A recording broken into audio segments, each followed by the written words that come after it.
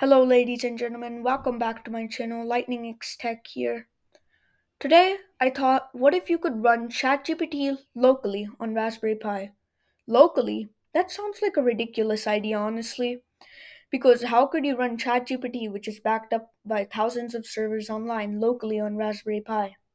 That's where Olama, a groundbreaking service that combines LLMs, language learning machines, into one single package for Mac OS, Windows, or Linux you could run it on.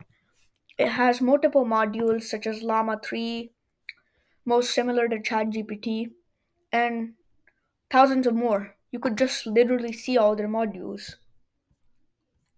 They have a bunch of modules. It's very similar to ChatGPT and you can run it offline. Subscribe to the channel to see that video and support me on Patreon. Bye guys.